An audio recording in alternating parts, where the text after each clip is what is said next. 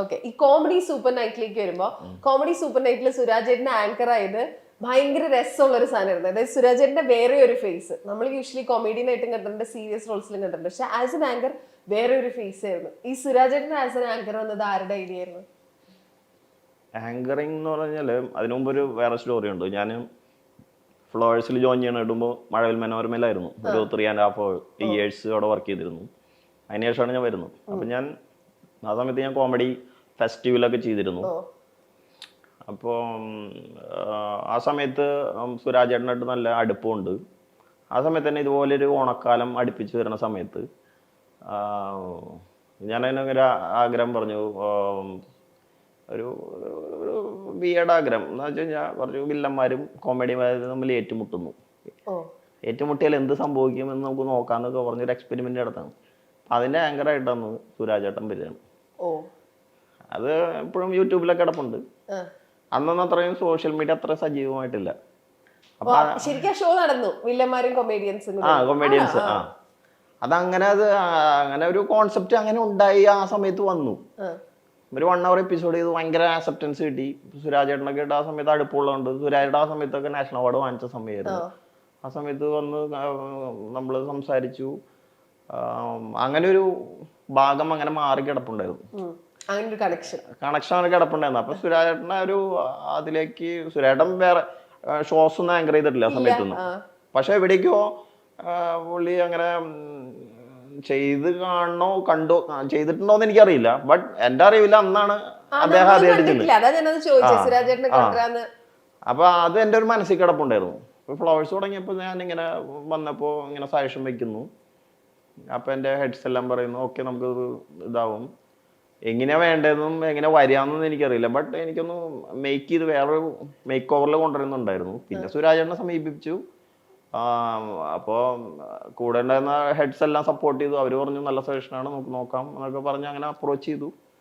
അപ്പോഴും സുരാജേട്ടനും എനിക്കും ധാരണയില്ല ഇത് എങ്ങനെ വരുമെന്ന്. നമ്മുടെ മെറ്റീരിയൽസ് ഉണ്ട് ഇത് എങ്ങനെ പോകുന്നുള്ളത്. പിന്നെ ആ ബോഡി ലാംഗ്വേജ് ഒക്കെ മാറ്റണം എന്ന് പറഞ്ഞു. സുരാജേട്ടന് തീരെ കംഫർട്ട് ആവുന്നില്ല ഈ കോട സ്യൂട്ടൊക്കെ ഇട്ട് നിക്കാന്നൊക്കെ പറയുമ്പോ എന്റെ അടുത്ത് വന്ന് ചോദിക്കും എന്തിനാടാ അതൊക്കെ. ഞാനാണെങ്കിൽ ഉണ്ടാക്കി എടുത്തത്. ഞാൻ പറഞ്ഞു ചേട്ടാ നോക്കാം നമുക്ക്. പിന്നെ അതെങ്ങനെ അപ്രോച്ചായി. പിന്നെ സുരാജേട്ടൻ 2 ഷെഡ്യൂൾ കഴിഞ്ഞപ്പോ ചോദിക്കും അടുത്ത ആഴ്ച കോട്ടില്ല, പുതിയ കോട്ടില്ല.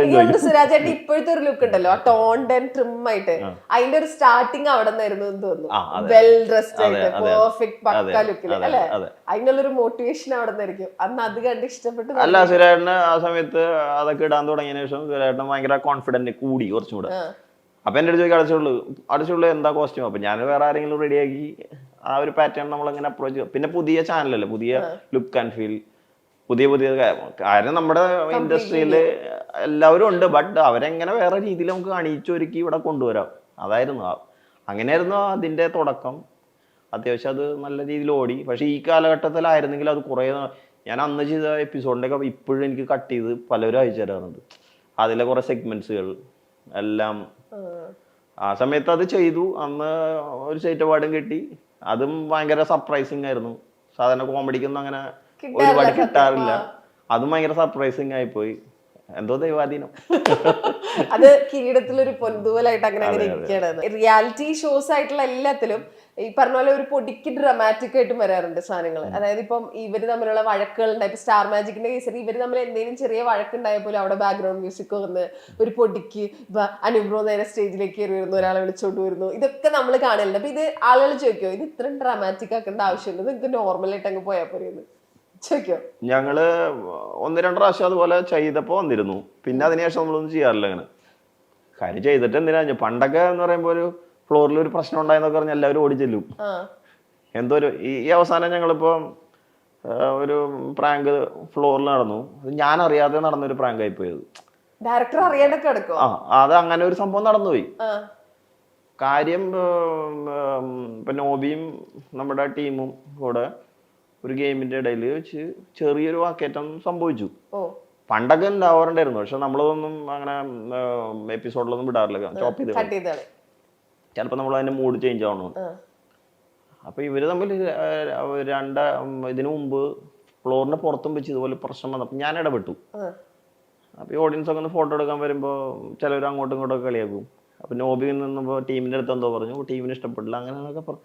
ഞാനിതൊക്കെ കണ്ടുകൊണ്ടിരിക്കുന്നുണ്ട്. അപ്പോൾ 2 ദിവസമായി തുടങ്ങിയിട്ട്, 2 ദിവസമല്ല 2 സ്കെഡ്യൂൾസായിട്ട് നടക്കുന്നുണ്ട്.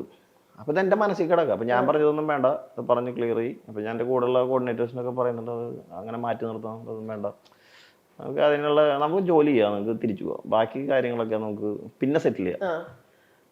അപ്പം അതൊക്കെ അപ്പോൾ കറഞ്ഞു പോയി. അതും കഴിഞ്ഞ് 2 സ്കെഡ്യൂൾ കഴിഞ്ഞു. അത് കഴിഞ്ഞ് പിന്നെ അവർ എന്തോ ആ ഒരു എപ്പിസോഡ് ബ്രേക്ക് കഴിഞ്ഞിട്ട് തിരിച്ചു കയറുക. അതിന് മുമ്പ് എന്തൊക്കെയോ അവിടെ ഇവിടെയൊക്കെ കുശികളും ഇതൊക്കെ. അപ്പം ഞാനിത് എനിക്ക് തോന്നിയത് അത്ര സുഖമല്ല.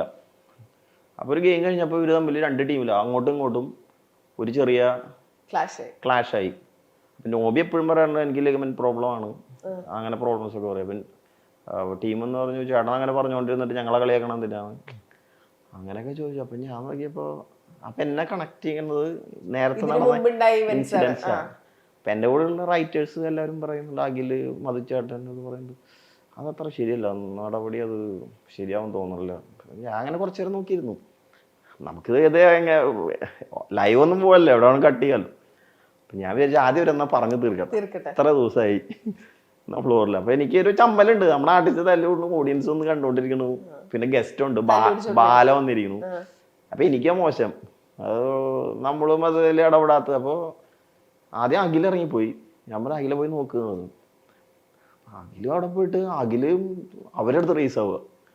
അപ്പൊ റേസ് ആവുമല്ല വേണ്ട, ഇത് എങ്ങനെയും സെറ്റിൽ ആവുന്നില്ല അത്. അപ്പൊ ഞാൻ 5 മിനിറ്റ് ഞാൻ ഇറങ്ങി ചെന്ന്. അപ്പൊ ഞാൻ പറഞ്ഞു ക്യാമറ കട്ട് ചെയ്തോ, ഞാൻ പോയി സെറ്റിൽ ചെയ്തിട്ട് വരാം, ഇത് നമുക്ക് വിടേണ്ട ആവശ്യമൊന്നുമില്ല എന്നൊക്കെ പറഞ്ഞു. എൻ്റെ സൈഡിൽ ഓൺലൈൻ സ്വിച്ചറൊക്കെ ഉണ്ട്. അപ്പം ഞാൻ പറഞ്ഞു വേണ്ടത്, ഞാൻ പതുക്കെ ഇറങ്ങിപ്പോയി. അവിടെ ചെന്ന് ഇവർ രണ്ടുപേരും പിടിച്ചിട്ട് കിട്ടണില്ല, ഇവർ ഭയങ്കര ഉടക്ക്. ഞാൻ പിടിച്ച് ടീമിനെ പിടിച്ച് തള്ളി അങ്ങോട്ട് മാറ്റി നോബിയോടെ പോയിരിക്കുന്നൊക്കെ പറഞ്ഞ വഴിക്ക് നോബി ഒന്ന് എൻ്റെ കേട്ട് എന്നെ ഹഗ് ചെയ്തിട്ട് പറഞ്ഞു ഹാപ്പി ബർത്ത്ഡേ. അപ്പൊ ഇവരത് ഞാനതിനു മുമ്പ് എല്ലാവരെയും ഫ്ലോറിലിട്ട് പ്രാങ്ക് ചെയ്തിരുന്നു. ഒരു പ്രോഡക്റ്റിന്റെ അഡ്വർടൈസിങ് പോലെ ഒരു പ്രാങ്ക് കൊടുത്തിരുന്നു. അതിൽ തിരിച്ച് പ്രാങ്ക് ചെയ്താണ്. ബട്ട് അത് ആ ഫ്ലോറിൽ എല്ലാവരും അറിഞ്ഞിട്ടാണ് ചെയ്തത്. ബട്ട് ഞാനത് റോള് കട്ട് ചെയ്യാൻ പറഞ്ഞിട്ടാണ് അവിടെ നിന്ന് ഇറങ്ങിപ്പോയത്. അവർ റോളും കട്ട് ചെയ്തില്ല. ഇത് അങ്ങനെ ലൈവായിട്ട് പോയി. ആ ഒരു പ്രാങ്കിനകത്ത് വന്ന് പെട്ടു. സത്യം പറഞ്ഞാൽ ഞാൻ അവിടെ ഇരുന്ന് പോയി കുറച്ച് നേരത്തേക്ക്. ഞാൻ അപ്പൊ അവര് അത് കഴിഞ്ഞ ചാറ്റിൽ പറഞ്ഞു ഇതിന് വേണമെങ്കിൽ 2 മാസമായിട്ട് വെയിറ്റ് ചെയ്യാൻ പറഞ്ഞു. അതിന്റെ മുമ്പ് നടന്ന കാര്യങ്ങളൊക്കെ ഇവര് എന്നെ പ്ലാനിങ് 2 മാസമായിട്ട് നടക്കുകയായിരുന്നു. അപ്പൊ ഞാനത് ശ്രദ്ധിക്കുന്നില്ലല്ലോ. പതിവില്ലാതെ എന്തൊക്കെയോ നടക്കുന്നു കാണുമ്പോ ഞാൻ ആദ്യം ഇടപെടാതിരിക്കാൻ ശ്രമിച്ചതാണ്. പക്ഷെ നമ്മൾ അതിനൊക്കെ ഇറങ്ങിച്ചെന്ന് അവസാനം ചീത്തേക്ക് വിളിക്കേണ്ടി വന്നു. ഓക്കെ, സ്റ്റാർ മാജിക്കിനെ പറ്റിയിട്ടുള്ള ഒരു കമന്റ് പറയാം കേട്ടോ. കമന്റ് വായിച്ചതാണ് ഞാൻ. അതിന്റെ സ്റ്റാർ മാജിക് അല്ല, നല്ല കമന്റാ. താഴേക്കിടയിൽ കിടന്നിരുന്ന പച്ചയായ നല്ല ഉഗ്രൻ കലാകാരന്മാരെ കൈ പിടിച്ചുയർത്തിയ ദൈവപുത്രനാണ് നമ്മുടെ ഡയറക്ടർ അനൂപ് ജോൺ. ദൈവപുത്രനൊന്നല്ല, പാവപ്പെട്ട ഒരു മനുഷ്യൻ. ഇത് ഈ സ്റ്റാർ മാജിക്കിന്റെ കോൺസെപ്റ്റ് എവിടെ നിന്നായിരുന്നു? ആക്ച്വലി ഇതുപോലെയുള്ള ഇപ്പൊ ഈ പറഞ്ഞ മാതിരി ഉഗ്രൻ ആർട്ടിസ്റ്റുകളാണ് ഇവരെല്ലാവരും. പക്ഷെ അവർക്കൊന്നും പ്രോപ്പർ ആയിട്ടുള്ള പ്ലാറ്റ്ഫോം, അവർ കൂടുതലും എനിക്ക് തോന്നുന്നു സ്റ്റേജ് ഷോസിലേക്കാണ് അവർ കോൺസെൻട്രേറ്റ് ചെയ്തിരുന്നത്. അപ്പൊ അവരെ കൊണ്ടുവന്ന് ഇതുപോലെ ടിവിയിൽ ഒരു ഷോ ചെയ്യാന്നുള്ള കോൺസെപ്റ്റ് ആക്ച്വലി ഒരു ഓണം ഷോ മാത്രമായിരുന്നു. ഒരു 8 എപ്പിസോഡുള്ളൂ. അത് എഡിറ്റ് ചെയ്ത് വന്നപ്പോൾ 4 എപ്പിസോഡ് ആക്കി. ഹാഫ് ആൻ അവർ വെച്ച് ഓണത്തിന് വിടാനുള്ള നമ്മൾ ഈ ഓണക്കാലഘട്ടത്തിലൊക്കെ ഓണത്തിന് വരുന്ന കുറച്ച് ആൾക്കാരൊക്കെ വെച്ച് കുറച്ച് ഗെയിം ചെയ്യുക, ഉറിയടി, വടംവലി, ഇതൊക്കെ ആയിരുന്നു ഉള്ളൂ പ്ലാനിങ്. ആ ഒരു പ്ലാനിങ്ങിൽ അപ്പൊ ഞാൻ ആക്ച്വലി ആ സമയത്ത് വീട്ടമ്മ ചെയ്തുകൊണ്ടിരിക്കുന്നത്, മലയാളി വീട്ടമ്മ. ഓണത്തിന് എന്തെങ്കിലും സ്പെഷ്യൽ പ്രോഗ്രാം വേണമെന്നൊക്കെ പറഞ്ഞപ്പോൾ ഞാൻ പറഞ്ഞു നമുക്ക് ഒരു ഗെയിമൊക്കെ വെച്ച് സംഭവം ചെയ്യാന്നൊക്കെ പറഞ്ഞു. അപ്പൊ സാധാരണ നമ്മൾ കാണാറുണ്ടല്ലോ ഓണമായി കഴിഞ്ഞാൽ എല്ലായിടത്തും കുറച്ച് ഉറിയടിയും കുറച്ച് പൂക്കളൊക്കെ ഇട്ട് കുറച്ച് നല്ല സാരിയും മുണ്ടൊക്കെ വെച്ച് കുറച്ച് ചേട്ടന്മാരും ചേച്ചിമാരൊക്കെ വന്നിരുന്നു. അപ്പം ഞാനത് പെട്ടെന്ന് ആ സമയത്തൊക്കെ നല്ല ചൂടൊക്കെ ആയിരുന്നു. കുറച്ച് നേരത്തെയാണ് പ്ലാൻ ചെയ്തത്. അത് ഒരു 8-10 എപ്പിസോഡൊക്കെ ഈ വെയിലത്ത് എടുക്കൽ ഒട്ടും പോസിബിൾ അല്ല, ആരും ഇരിക്കത്തുമില്ല. ഒരു എപ്പിസോഡൊക്കെയാണ് എടുക്കുക. അപ്പം ഞാൻ പറയുന്നത് ഫ്ലോറിലൊക്കെ ചെയ്താലോ എന്ന് ചോദിച്ച് എന്നാൽ ഫ്ലോറിലേക്ക് മാറ്റിയപ്പോൾ അതിൻ്റെ ഐഡിയാസും കുറച്ചും കൂടെ മാറി വേറെ ഏതൊരു ഷോ ആയി തുടങ്ങിയത്. ബട്ട് ആക്ച്വലി ഒരു തമാശക്ക് ചെയ്ത പരിപാടിയായിരുന്നു. പക്ഷെ അത് കേറി അങ്ങ് click ആയി. ഓണത്തിന് അത് നട്ടുച്ചയ്ക്ക് കൊണ്ടിട്ട് റേറ്റ് ചെയ്തത്. അപ്പൊ ഞാൻ ആക്ച്വലി ഓണം കഴിഞ്ഞ ഒരു ചെറിയ വെക്കേഷൻ എടുത്ത് പുറത്ത് പോയി കയറുന്നു. പുറത്ത് സമയത്ത് സാറ് വിളിച്ച് പറഞ്ഞു അത് റേറ്റിംഗ് ഉണ്ട്, നമുക്ക് നെക്സ്റ്റ് വീക്ക് തൊട്ട് സ്റ്റാർട്ട് ചെയ്യണമെന്നത്. അപ്പൊ ഞാൻ സ്വന്തം പറഞ്ഞു, കുഴി ഒഴിച്ചാലേ. അപ്പൊ ഇതിന്റെ കൂടെ നിന്ന് ഒരാൾ എൻ്റെ അടുത്ത് പറഞ്ഞു, അനൂപ നീ ഇത് ഏറെ ഏതോ രീതിയിലേക്ക് എത്തിച്ചോണ്ടിരിക്കുകയാണ്, ഇത് ചിലപ്പോ ഇത് സ്ഥിരമാവാനുള്ള ചാൻസ് ഉണ്ട്, ഇത് ഓണം പരിപാടിയിൽ അങ്ങനെ കണ്ടാൽ മതി. പക്ഷെ നമ്മളൊരു വർക്കിന് ഇറങ്ങിക്കഴിഞ്ഞാൽ ഒരു എപ്പിസോഡ് കൃത്യമായിട്ടും പണിയെടുത്ത് വീട്ടിൽ പോവാ, അത്ര ആലോചിച്ചിട്ടുണ്ടായിരുന്നുള്ളൂ. അത് അതിൽ സക്സസ് ആയി. അപ്പൊ എല്ലാവരും കൂടെ, ഞാനും ഇപ്പോൾ ടീമിലുള്ള എല്ലാവരുടെ അടുത്തും അങ്ങനെ സംസാരിക്കും, നമുക്ക് അത് ചെയ്ത് ചെയ്യാന്നൊക്കെ പറയും, എല്ലാവരുടെയും ഇൻപുട്ടൊക്കെ എടുത്ത് വർക്ക് ചെയ്യും. അപ്പൊ അങ്ങനെ ഷോ ആയിരുന്നു അത്. പെട്ടെന്നായിരുന്നു അതിന്റെ ഡീവിയേഷനൊക്കെ മാറി ഇപ്പൊ സ്റ്റാർ മാജിക് ആയി. സ്റ്റാർ മാജിക് എന്ന പരിപാടിയുടെ അമരക്കാരൻ എന്ന് വേണമെങ്കിൽ നമുക്ക് അനൂപ് ജോണിനെ പറയാം. എല്ലാവർക്കും ഇഷ്ടമുള്ള പരിപാടിയായിരുന്നു സ്റ്റാർ മാജിക്. പലപ്പോഴും വിമർശനങ്ങളും വിവാദങ്ങളും ഒക്കെ ഉണ്ടായിട്ടുണ്ടെങ്കിലും സ്റ്റാർ മാജിക്കിന് എന്നും ഒരുപിടി ആരാധകർ ഉണ്ടായിരുന്നു.